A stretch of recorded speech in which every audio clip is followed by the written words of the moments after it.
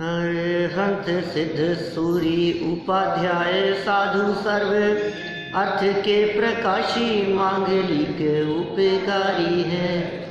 तिनको स्वरूप जाने राग ते भई जो भक्ति काय को नवाई स्तुति को उचारी है। धन धन तिन ते काज सब आज भय कर जोड़े बारे बारे वंदना हमारी है। मंगल कल्याण सुख ऐसो हम चाहते हैं, हो मेरी ऐसी दशा जैसी तुम धारी है। हो मेरी ऐसी दशा जैसी तुम धारी है। हो मेरी ऐसी दशा जैसी तुम धारी है। आज एक बहुत सुंदर नए विषय के संदर्भ में अपन यहाँ चर्चा करने वाले हैं। विषय कुछ प्रथमानुयोग जैसा है। प्रथमानुयोग का विषय है बलभद्र राम है। रामचंद्र जी कैसे व्यक्तित्व थे, रामचंद्र जी का संक्षिप्त जीवन परिचय और रामचंद्र जी उनका हमारे यहाँ जैन परंपरा में, जैन मान्यता में क्या स्थान है, उसकी बहुत सुंदर सारगर्भित और मार्मिक चर्चा यहाँ इस बलभद्र राम नामक पाठ के अंतर्गत की गई है। राम और बलभद्र, आप जानते हैं बलभद्र क्या होते हैं? बलभद्र कौन होते हैं? 63 शलाका पुरुषों में एक पुरुष होते हैं, महापुरुष होते हैं, जो अल्पकाल में मुक्ति प्राप्त करने वाले होते हैं। जितने भी बलभद्र होते हैं वे सब नियम से ऊर्ध्वगामी होते हैं, बहुत विशिष्ट महापुरुष होते हैं और नारायण के बड़े भ्राता होते हैं, नारायण के बड़े भाई।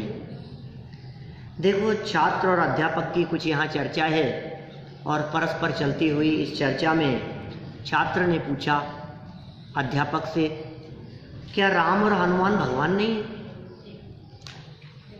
क्या प्रश्न किया? ऐसा लगता है कई लोग पूछते हैं और कभी कभी तो अन्य मतावलंबी लोग जैनियों से भी ऐसा प्रश्न कर लेते हैं, क्या आप मानते नहीं? सात्विक, आपकी जो फ्रेंड्स सर्किल होगी ना, तो उसमें कई लोग पूछ लेंगे कभी इस तरह की बातें। बचपन में हमसे भी ऐसा पूछ लेते थे कुछ लोग, यार तू तो हमारे मंदिर में जाता ही नहीं है, तू तो हमारे भगवान को मानता ही नहीं है। एक ने दूसरे को कह दिया कि ये तो हमारे हनुमान जी के मंदिर में नहीं जाता है, ये तो उनको हाथ नहीं जोड़ता है, ये उनको भगवान नहीं मानता है।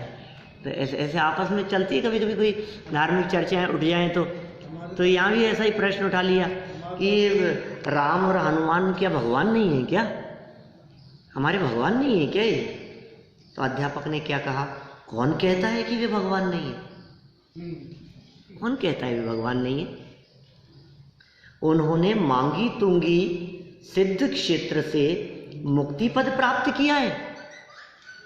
वे सिद्ध भगवान के रूप में शाश्वत विराजमान है। रामचंद्र जी भी सिद्धालय में विराजमान है, हनुमान जी भी सिद्धालय में विराजमान है। दोनों परमात्मा है, दोनों की वो अवस्था हमारे लिए आदर्श है। वे समस्त कर्मों से रहित होकर, संसार से मुक्त होकर, द्रव्य कर्म, भाव कर्म और नौ कर्म से रहित होकर सिद्धालय में साधी अनंत काल के लिए विराजमान हैं।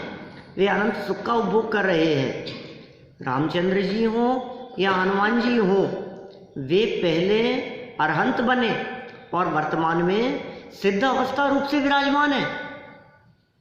और अरहंत और सिद्ध ये तो हमारे पंच परमेष्ठियों में श्रेष्ठ हैं, इसलिए हमारे लिए पूज्य हैं, श्रेष्ठ हैं, महान हैं, सर्वोत्कृष्ट हैं। निर्वाण कांड बोलते हैं ना हम लोग, बोलते हैं कभी? हाँ, निर्वाण दिवस के दिन तो हम जब श्रीफल समर्पित करते हैं जिनेंद्र देव के सामने, तो निर्वाण कांड बोलकर ही करते हैं।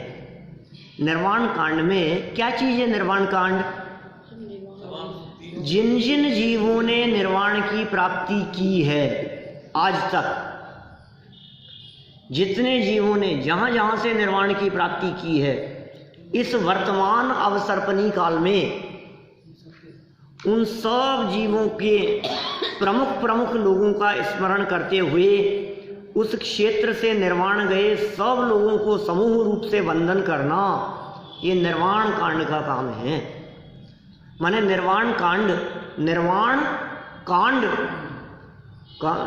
कांड जिन जिन क्षेत्रों से मांगी तुंगी से कितने जीव मोक्ष गए, गजपंथा से कौन कौन मोक्ष गया, सोनागिरी से कितने जीव कहाँ कहाँ से मोक्ष गए, राम हनुमान, ये सब कह रहे हैं यहाँ। तो कितने सुंदर चर्चा है उसमें। न केवल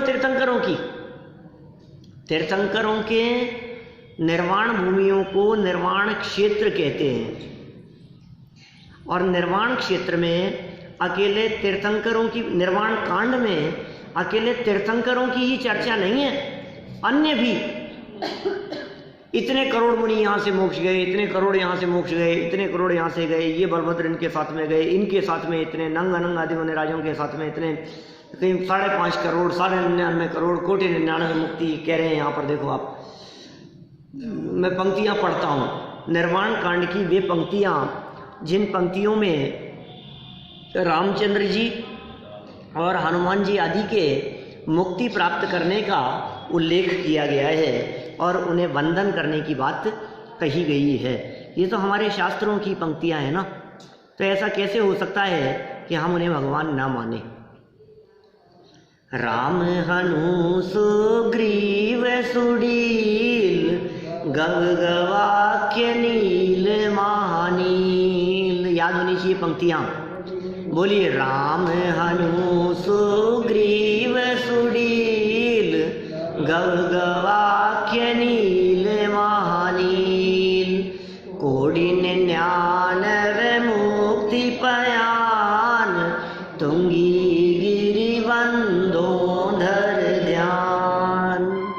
याद हो गई क्या? बहुत सरल है। राम हनु सुग्रीव सुडील गव गवाक्य नील महानील, कोटि 99 मुक्ति पयान, तुंगी गिरि वंदोधर ध्यान। अर्थ समझ में आया क्या? क्या राम, हनुमान, सुग्रीव, सुडील, गव गवाक्य और नील और महानील, कोड़ी मतलब करोड़, 99 करोड़, कोड़ी 99 मुक्ति पयान, 99 करोड़, 1 अरब लगभग। इतने मुनिराजों ने जिस क्षेत्र से निर्वाण की प्राप्ति की हो, कौन सी जगह है वो? तुंगी गिरि वंदोधरी ध्यान। हाँ, मांगी और तुंगी ये 2 पहाड़ हैं जो आधी दूरी तक तो समान हैं और फिर ऊपर से 2 बंटवारे हो जाते हैं, और वहीं से मांगी और तुंगी, उन्हीं क्षेत्रों से इन सब का निर्माण हुआ है, उस एरिया से। 99 करोड़ किनके साथ में? रामचंद्र जी के साथ में, हनुमान जी के साथ में, नील है, नल है, ये सब मोक्ष गए, सुग्रीव है। इनके समय में सब जैन होते होंगे। हाँ, जैनियों का ही साम्राज्य था, सर्वत्र जैनी हुआ करते थे, और जैन कुल में जन्म लेना ही तो मात्र जैनी की निशानी नहीं है। किसी भी कुल संप्रदाय में जन्म लेवे और वस्तु स्वरूप को जानकर समझकर अपने स्वरूप में तल्लीन हो जावे, मुक्ति की प्राप्ति कर लेते हैं। तो बतलाओ, रामचंद्र जी हमारे भगवान हैं या नहीं है? हैं। हनुमान जी वे भी हैं, मोक्ष गए हैं, परमात्मा बने हैं। तो इन्होंने क्या कहा? वंदन करते हैं, धरी ध्यान धर के हम उनको वंदन करते हैं। गए हैं आप लोग मांगी तुंगी? मांगी तुंगी नहीं गए आप? बहुत आसान नहीं है, कठिन है वंदना भी। अभी हम लोग थोड़े समय पहले जाकर के आए। माने अद्भुत क्षेत्र है, ऊपर रामचंद्र जी वगैरह की प्रतिमाएं हैं क्या, ऊपर पूरी पहाड़ पर जहाँ शिखर पर जाएंगे आप, हमने किए अभी थोड़े समय पहले भी गए थे और पहले भी गए थे, तो अभी तो 108 फीट की प्रतिमा बन गई है ऋषभदेव स्वामी की। देखिए तो क्या सुग्रीव आदि बंदर एवं नल नील आदि रीछ भी मोक्ष गए हैं, वे भी भगवान बन गए हैं? बोलो, बंदर भी मोक्ष चले गए, रीछ भी मोक्ष चले गए, नल नील ये तो सब कौन थे? रीछ थे, और सुग्रीव हनुमान ये तो सब बंदर थे। अध्यापक, हनुमान सुग्रीव बंदर न थे, और नल नील रीछ न रीछ थे, नल और नील ये रीछ नहीं थे क्या? अरे सुग्रीव तो वानर जैसे ही दिखते हैं हमारे को, हनुमान तो बंदर जैसे ही दिखते हैं। आज भी सारे जगत में हनुमान जी के नाम पर वानरों को ही देखा जाता है, वानरों का सम्मान करते हैं लोग, क्या कहते हैं उनको? बजरंगबली हैं हनुमान। देखो वे तो सर्वांग सुंदर महापुरुष थे भाई, वही है नील और नल और नील। हाँ देखो क्या कह रहे हैं, सर्वांग सुंदर महापुरुष थे, बंदर नहीं थे। हनुमान जी को आप बंदर के रूप में देखते हो, ये उनका अपमान है भाई, मनुष्य गति के जीव थे, त्रियंच नहीं थे, रूप बिगाड़ दिया उनका। सर्वांग सुंदर थे, जिन्होंने अपने जीवन में आत्म साधना कर वीतरागता और सर्वज्ञता प्राप्त की थी, तो फिर इन्हें वानर आदि क्यों कहा जाता है? इनको क्यों कहते हैं वानर? क्यों कहते हैं वानर? मतलब बंदर। वानर आदि क्यों कहा जाता है इनको? उनके तो वंश का नाम वानर आदि वंश था, वानर वंश के थे। इसी प्रकार रावण कोई राक्षस थोड़े ही था, वह तो राक्षस वंशी त्रिखंडी राजा था। बोलो, रावण राक्षस था क्या? नहीं था भाई, रावण राक्षस नहीं था, हनुमान सुग्रीव आदि बंदर नहीं थे, ये तो सर्वांग सुंदर थे, मनुष्य गति के जीव थे, महापुरुष थे। इन्हें हल्के में नहीं लेना चाहिए, हमारे को हल्के स्तर पर नहीं जानना चाहिए। ऐसे महापुरुषों का अपमान और निंदा करने से हमें ही तीव्र पाप कर्म का बंधन होगा। वानर वंश के होने से जगत में लोग इन्हें वानर के रूप में देखने लगे, और न ही वे बाल ब्रह्मचारी थे। क्या 18,000 शादियां हुई थी उनकी, कामदेव थे हनुमान जी, तो सर्वांग सुंदर थे। पता है आपको हनुमान कौन से नंबर के कामदेव थे? कामदेव कितने होते हैं? कामदेव 24 होते हैं। जैसे तीर्थंकर 24 होते हैं, उसी तरह से कामदेव भी 24 होते हैं। कामदेव सर्वांग सुंदर, जिनके समान इस धरती पर, इस धरातल पर दूसरा कोई ना हो, वे कामदेव कहलाते हैं। इतने सुंदर, ऐसे सुंदर थे।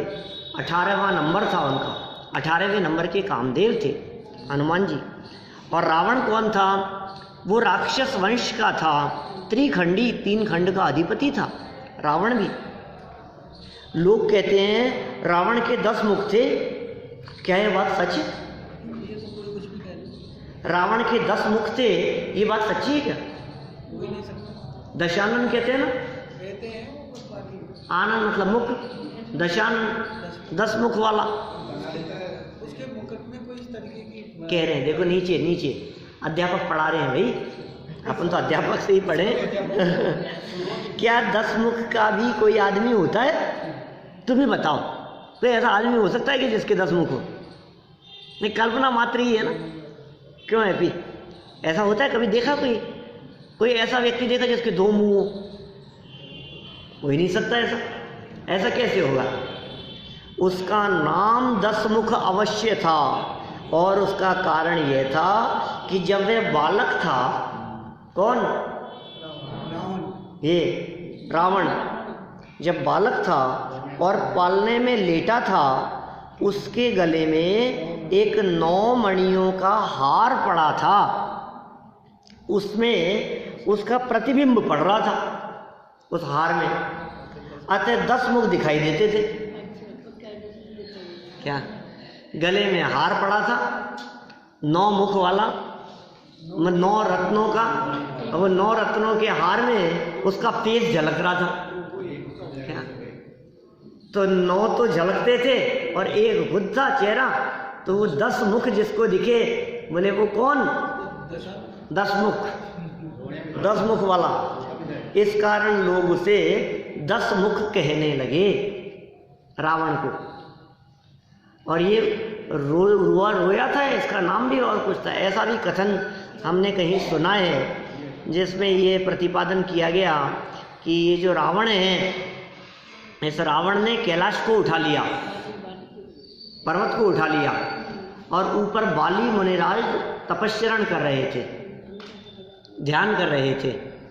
जब इसने पर्वत को उठा लिया और उस पर्वत पर वो विराजमान थे, तो उन्होंने अपने पैर के अंगूठे से पर्वत को दबा दिया, तो ये दब गया, और दब करके ये रोने लगा, तो रोने हो गया।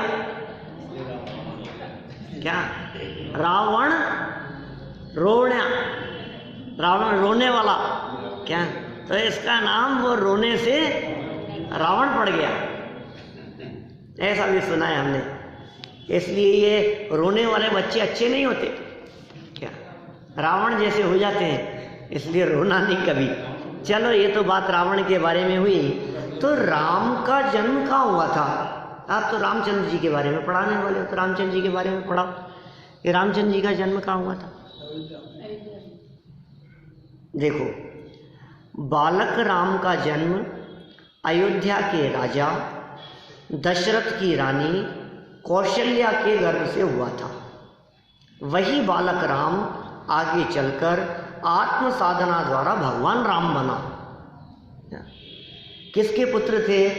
दशरथ और केकई के पुत्र थे, कौशल्या के। दशरथ और कौशल्या के पुत्र थे। रामचंद्र जी की माँ का नाम कौशल्या, पिताजी का नाम दशरथ। कौन से नगर में जन्म हुआ था? अयोध्या में। अयोध्या राम जन्मभूमि है ना। और राजा दशरथ की 4 रानियां थी, जिनमें कौशल्या से राम का, सुमित्रा से लक्ष्मण का, केकई से भरत का, और सुभद्रा से शत्रुघ्न का जन्म हुआ था। 3 ही सुनिए, सुभद्रा का नाम नहीं सुना आपने? सुप्रभा। और सुमित्रा की बात नहीं सुनी? सुमित्रा के 2 थे और सुप्रभा नहीं। अपने यहाँ शास्त्रों में दशरथ की 4 पत्नियां कही है।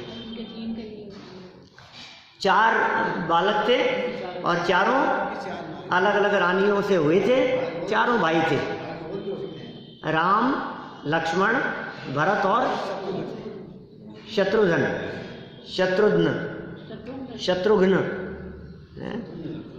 शत्रुओं का हनन करने वाले शत्रुघ्न। तो ये 4 भाई। अच्छा, तो राम 4 भाई थे, और आपको पता था 4 भाइयों के नाम? 4 के नाम तो पता थे, लेकिन 4 की 4 माताएं थी, ये नहीं पता था आपको। याद करना भाई, हैं, ये थोड़ा इतिहास पता होना चाहिए हमारे को। राम की शादी राजा जनक की पुत्री सीता से हुई थी। राम की शादी किससे हुई थी? सीता से। सीता कौन थी? राजा जनक की पुत्री। एक बार दशरथ ने सोचा कि मेरा बड़ा पुत्र राम राज्यभार संभालने के योग्य हो गया। पिताजी ने ऐसा सोचा, दशरथ ने, बड़ा पुत्र है राम, राज्य संभालने के योग्य हो गया, अतः उसे राज्यभार सौंपकर मैं आत्म साधना में लीन हो जाऊं। अतः उन्होंने राम के राज्याभिषेक की घोषणा करवा दी। पर क्या हुआ बता? भरत बन गया था। वो क्यों बन गया? 3 वरदान मिले थे यार, 2 ही थे, 3 क्यों कर रहे हैं? एक एक एक क्यों बढ़ा रहे हैं भाई? देखो, पर क्या हुआ? रानी कैकेयी चाहती थी कि मेरा पुत्र भरत राजा बने। उन्होंने तो घोषणा कर दी, दशरथ जी ने तो घोषणा कर दी। क्या घोषणा कर दी दशरथ जी ने? रामचंद्र जी के राज्याभिषेक की घोषणा कर दी। और कैकेयी क्या चाहती थी? कि भरत राजा बने। अतः उसने राजा से 2 वरदान मांगे कि राम को 14 वर्ष का वनवास हो और भरत को राज्य प्राप्त हो। 2 वरदान मांगे। पता है ये जो वरदान है, ये वरदान पहले कभी हुआ था ऐसा कि किसी युद्ध में दशरथ का सहयोग किया था कैकेयी ने, और कैकेयी के सहयोग करने पर वो युद्ध में जीत गया, विजय हो गई उसकी। तो उसने प्रसन्न होकर कैकेयी से कहा कि तुम्हें जो मांगना हो वो मांग लो, कोई भी 2 चीज़ें जो तुम्हें मांगना हो। उसने कहा मैं अभी नहीं मांगूंगी, बाद में मांगूंगी समय आने पर। वचन दे दिया कि ठीक है, जब तुम्हें मांगना हो मांग लेना, मैं वचन देता हूँ जो तुम्हें चाहिए वो दूंगा। तो अब वो समय आ गया और कैकेयी ने वरदान मांग लिए, 2 वरदान मांगे, भरत का राज्याभिषेक, भरत को राज्य, और रामचंद्र जी को 14 वर्ष का वनवास। आपको ऐसा नहीं लगता कि भरत को राज्य मांगा तो मांगा, रामचंद्र जी को वनवास काहे को भेज दिया यार? ये क्या, ये तो ठीक नहीं है बात। क्या ये तो ठीक नहीं लग रही है ना बात? आपको जो चाहिए वो ले रहे, दूसरे के साथ क्यों आप अन्याय कर रहे हो? लेकिन हुआ ये, उसके दिमाग में ये बात बराबर थी, यदि रामचंद्र जी यहाँ रहेंगे तो भरत भी तो उनका भक्त है। क्या बड़े भाई के अनुसार चलते हैं छोटे भाई? क्या आपस में मित्रता भी होती है, घनिष्ठता भी होती है, निर्देशन आज्ञा में भी चलते हैं और सम्मान भी करते हैं। तो वो रहेंगे ना तो भरत तो राजा नहीं बनेगा, तो बहुत मानता है उनको, और वो रहेंगे ही नहीं, 14 वर्ष के लिए चले जाएंगे, तो कम से कम इतने समय के लिए तो पक्का राज्य उसको मिल जाएगा, और लंबा समय होता है। खैर जो भी हुआ, राजा को उक्त बात सुनकर दुख तो बहुत हुआ, पर वे वचनबद्ध थे और राम को वन जाना पड़ा। साथ में सीता और भाई लक्ष्मण भी गए। सीता भी चले गई साथ में, पत्नी थी है ना, पीछे पीछे चले गई, और लक्ष्मण भी। उन्होंने तो बहुत मना किया, लक्ष्मण के लिए भी मना किया, सीता के लिए भी मना किया, लेकिन नहीं, दोनों साथ में चले गए। वनवास में तो बड़ी आपत्तियां झेलनी पड़ी होंगी, क्या लगता है तुम्हारे को? वनवास में तो कितनी आपत्तियां झेलनी पड़ी होगी उनको, समस्याएं तो आई होगी ना। वनवास तो वनवास ही है। कभी गए हैं आप जंगल में? जंगल में गए हैं आप लोग कभी? हैं? कुछ भी नहीं, सिर्फ पेड़ ही पेड़ होते हैं और कुछ नहीं है। और अंदर यदि आप चले जाओ तो वहाँ पेड़ के अलावा आपको कुछ नहीं मिलेगा। रोड नहीं है, सड़क नहीं है, कुछ दिखता नहीं है आगे, हैं? लाइट नहीं है, सघन घास दिखती है, बस चारों तरफ सिर्फ वही किधर जा रहे हैं, कहाँ जंगली जानवर विचरण किया करते हैं इधर उधर, हिंसक गलत काम, मारपीट, ऐसे ऐसे सारे काम वहाँ जंगलों में ही हुआ करते हैं। कैसी आपत्ति होगी? भोजन तो ले गए होंगे ना साथ में, नौकर चाकर भी ले गए होंगे, कुछ भी नहीं। देखो आप परिस्थितियाँ किस तरह से बदल जाती है, कौन किसका क्या करे भाई। समय जब खराब आता है ना तो कोई साथ नहीं देता है, कोई सहयोग नहीं करता है। रामचंद्र जी के बारे में किसी ने स्वप्न में भी नहीं सोचा होगा कि उन्हें 14 वर्ष का वनवास हो जाएगा। सारे अयोध्यावासी कितने प्रसन्न थे, कितनी खुशी थी जब दशरथ ने उनके राज्याभिषेक की घोषणा पूरे नगर में की, तो अयोध्यावासियों के चेहरे खिल गए कि हमारे चहेते राजकुमार अब राजा बनने वाले हैं। कितनी प्रसन्नता होगी, अब तो मज़ा आएगा। राम राज की कल्पना सब करते थे, कितना सुंदर राज्य होगा, रामचंद्र राजा बनेंगे। होना क्या है, लेकिन अच्छा मुहूर्त देख लिया, अच्छा समय देख लिया, कल सुबह इतने बजकर इतने मिनट पर रामचंद्र जी का राज्याभिषेक होना, तिथि मुहूर्त समय सब बड़े बड़े ज्योतिषियों के माध्यम से निकाल दिया गया। फिर क्या हुआ, जिस समय राज्याभिषेक होना था उस समय क्या हुआ? वनवास। ये क्या हो गया? समय बदल गया, विधि का विधान है कितना क्रूर, भूल गए क्या? जल पाने के लिए मनुष्य ने कूप खोदना शुरू किया, पर खारा जल अल्प उसे पाताल लोक पर्यंत मिला। वह भी अति दुर्गंध युक्त करदम कीड़ों से था भरपूर, सूख गया तत्काल अहो विधि का विधान है कितना क्रूर। क्या जी, ये कैसा विधि का विधान है भाई? कहानी बना दी थी इसकी आत्मानुशासन पढ़ते समय। मूल श्लोक में इस तरह की चर्चा की। कौन से आचार्य? गुणभद्र। आचार्य गुणभद्र स्वामी ने विधि के इस विधान के स्वरूप की चर्चा करते हुए कैसी बातें कही। एक व्यक्ति जंगल में विचरण कर रहा था, घूम रहा था, जंगल से क्रॉस हो रहा था। वहाँ से गुजरते हुए उसे बहुत प्यास लगने लगी।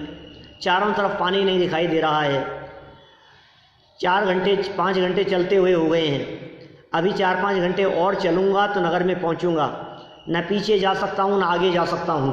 प्यास लग रही है और पानी यदि नहीं मिला तो मैं इतना चल नहीं पाऊँगा, मैं यहीं मर जाऊँगा। अब क्या करें? ऐसी स्थिति में क्या करें? कहाँ मिलेगा पानी? कहीं नहीं है। सोचा यार कुछ भी करो, जमीन में तो पानी निकलेगा ही। क्या जमीन खोदना शुरू कर दिया उसने। क्या कितना कहीं ना कहीं तो निकलेगा, और किस्मत अच्छी होगी तो 2-4 फीट पे ही निकल जाएगा। तो जल पाने के लिए मनुष्य ने कूप खोदना शुरू किया। फिर क्या हुआ? खोदता गया, खोदता गया, खोदता गया। कितने परिश्रम किया होगा। पाताल लोक पर्यंत जाकर के उसको पानी मिला, वो भी खारा। कोई बात नहीं, खारा है तो क्या हो गया, पानी तो है। नहीं, इतना ही नहीं, वो भी कैसा? दुर्गंध सहित। पर ओ भयंकर दुर्गंध आ रही है। कोई बात नहीं, ऐसे मरते हुए व्यक्ति ऐसे भी पी लेते हैं, क्या करें? और वो भी कादे से भरा हुआ, और कीड़े पड़ रहे हैं उसमें बहुत ज्यादा। अब क्या करें? वह भी अति दुर्गंध युक्त करदम कीड़ों से था भरपूर। और फिर जैसे तैसे करके, नाक बंद करके, छान करके उसको जैसे तैसे पी लूंगा मैं। सूख गया तत्काल हो, क्या विधि का विधान है कितना क्रूर। वो भी क्या हुआ, और पीने लगा उससे पहले ही सूख गया। ये पाप कर्म का उदय आता है तो परिस्थितियां एकदम बदल जाती हैं। अनुकूलताएं प्रतिकूलताओं में बदल जाती है। मित्र शत्रु हो जाते हैं, पत्नी दुश्मन हो जाती है, पुत्र हत्या करके निकल जाता है, बोलो आप घर से निकाल देता है, घर से बेघर कर देते हैं। ये पाप कर्म के उदय में क्या क्या काम नहीं होते हैं। पाप कर्म के उदय की स्थिति बड़ी विचित्र प्रकार की है। अभी तो हमने पाप कर्म का उदय देखा कहाँ है? आपको तो लगता है थोड़ा सा नुकसान हो गया तो पाप कर्म, क्या है, क्या दम है इसमें? अभी तो हरी हरी खा रहे हैं सब भाई साहब। ये पाप कर्म का उदय, 14 वर्ष का वनवास रामचंद्र जी का। सीता ने क्या किया बेचारी ने? लक्ष्मण का क्या अपराध था, क्या कसूर था?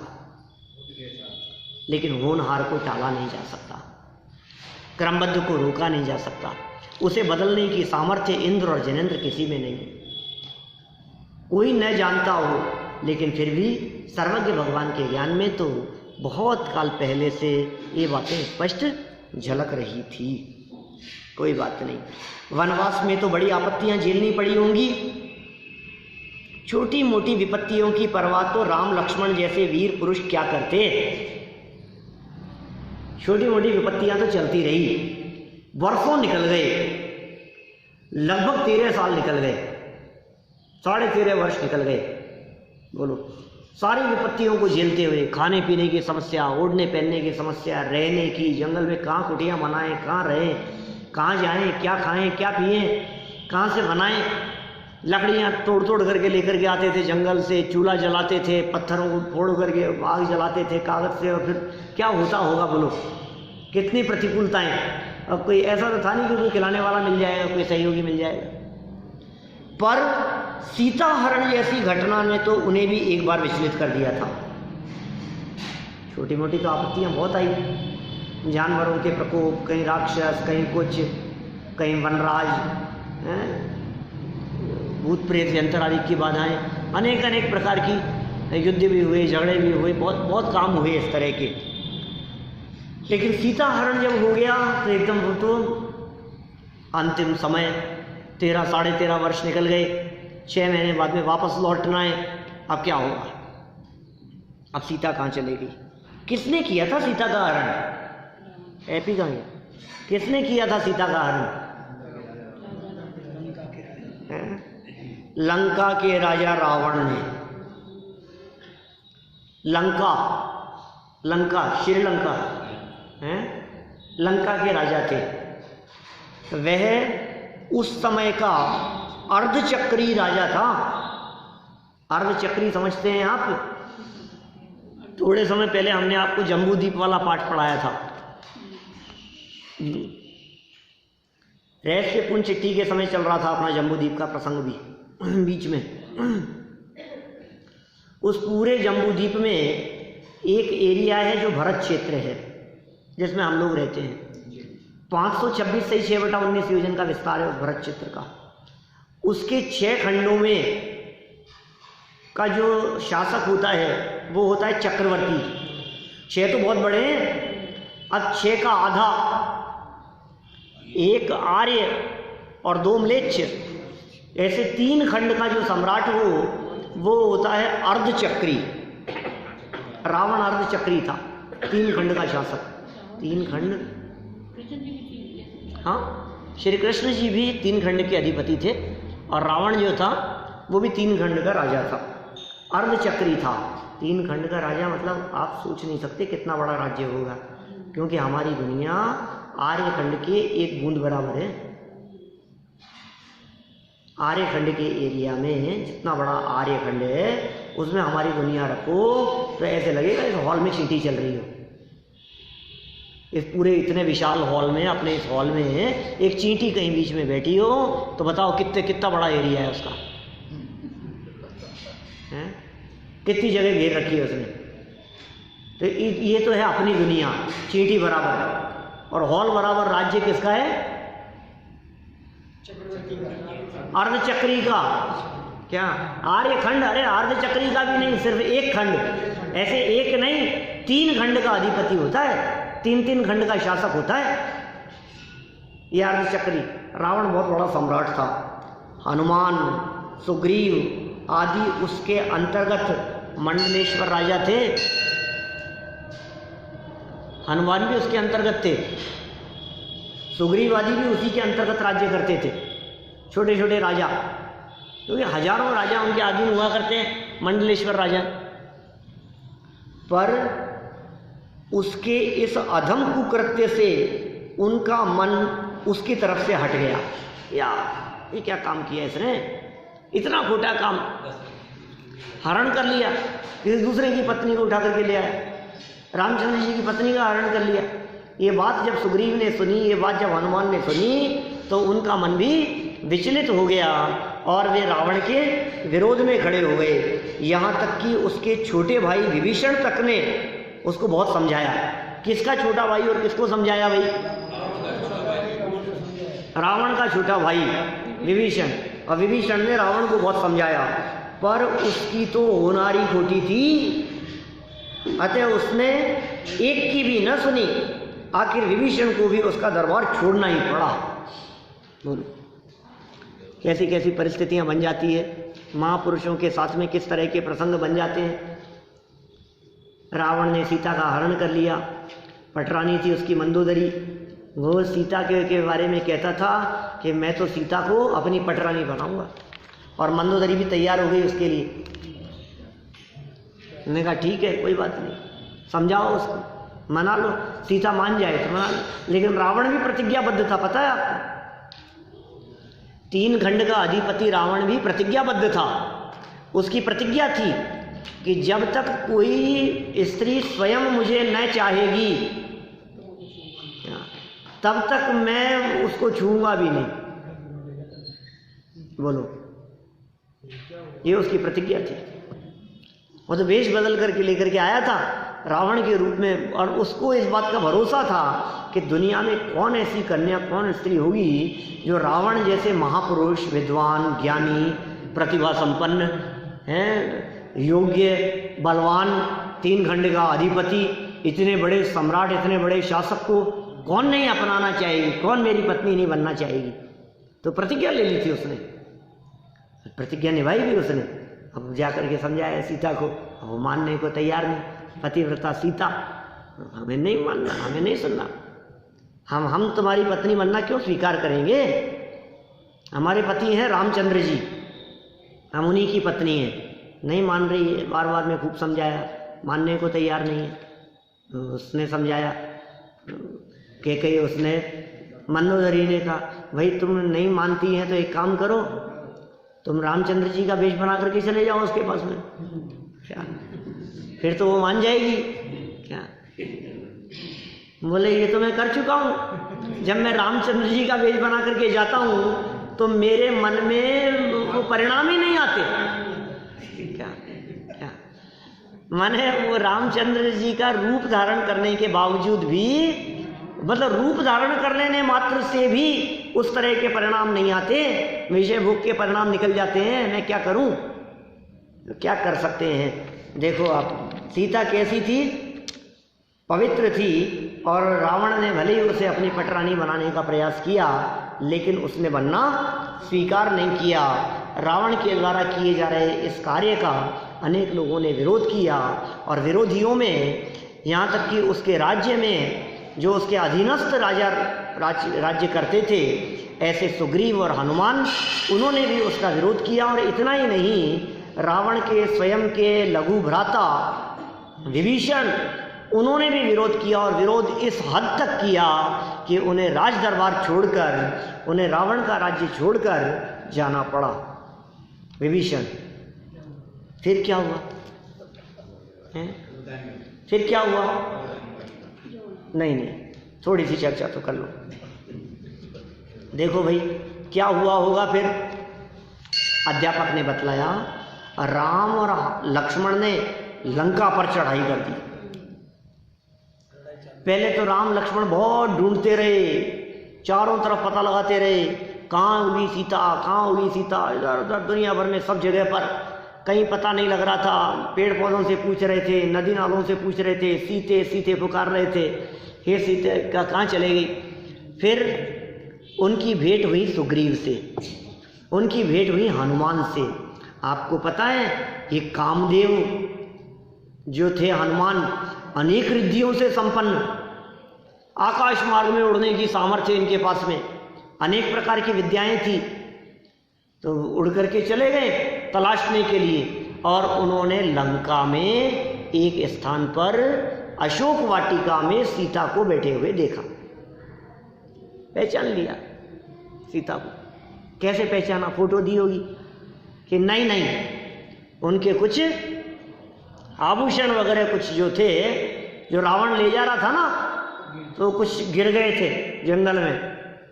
वो एक गिर गया था और एक रह गया था उसके पास में, उससे पहचान लिया। पहुंच गए वहां, पता लग गया कि रावण इसका अपहरण करके ले गया है सीता माता का। अब क्या करें? चढ़ाई शुरू कर दी, लंका पर चढ़ाई कर दी। विभीषण भी साथ में हो गए, लंका पर चढ़ाई हो गई, विभीषण साथ में हो गए। विभीषण, सुग्रीव, नल, नील, हनुमान आदि मंडलेश्वर राजाओं ने राम लक्ष्मण का साथ दिया, और दुराचारी रावण की जो दुर्गति होनी थी हुई, और रावण मारा गया, और राम लक्ष्मण की विजय हुई। क्या मारा गया रावण? युद्ध हुआ, 6 महीने तक युद्ध चला, पता है आपको? राम और रावण के बीच में युद्ध, रामायण का जो ये युद्ध था, 6 महीने युद्ध चला उनका आपस में। और 6 महीने होने वाले उस युद्ध में कितने लोग मर गए होंगे, यद्यपि रामचंद्र जी भूमि गोचरी थे, जमीन पर चलने वाले थे, सामान्य मनुष्य थे, और रावण 3 खंड का अधिपति विद्याधर राजा था, अनेक विद्याओं से संपन्न था। आकाश मार्ग से गमन करना, अनेक रूप बना लेना, अनेक चेहरे बना लेना, एक साथ बहुत सारे रूपों में खड़े हो जाना सामने, ये सब अनेक प्रकार की विद्याएं उसके पास में थी। इतनी विद्या संपन्न होते हुए वो रावण, उसे अभिमान भी इतना हो गया था कि मुझे सीता को लौटाना तो बर्दाश्त है, लेकिन सीता को मैं ऐसे ही नहीं लौटाऊंगा, जीत करके लौटाऊंगा, रामचंद्र जी को हराऊंगा और फिर सीता को ससम्मान लौटा दूंगा। मैं समझ गया सीता मेरी नहीं हो सकती है, ये नहीं चाहती है, मैं ऐसा गलत काम तो नहीं करूंगा। ठीक है, लेकिन लोग कहीं ये कहने नहीं लग जाएं कि रामचंद्र जी वगैरह ने, इन लोगों ने चढ़ाई कर दी इसलिए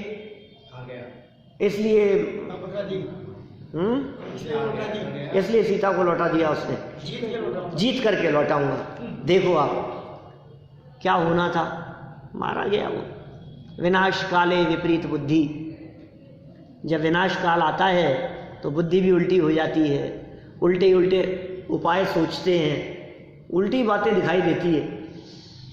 सीता राम को वापस प्राप्त हो गई, 14 वर्ष समाप्त हुए और राम लक्ष्मण अयोध्या वापस आकर राज्य करने लगे।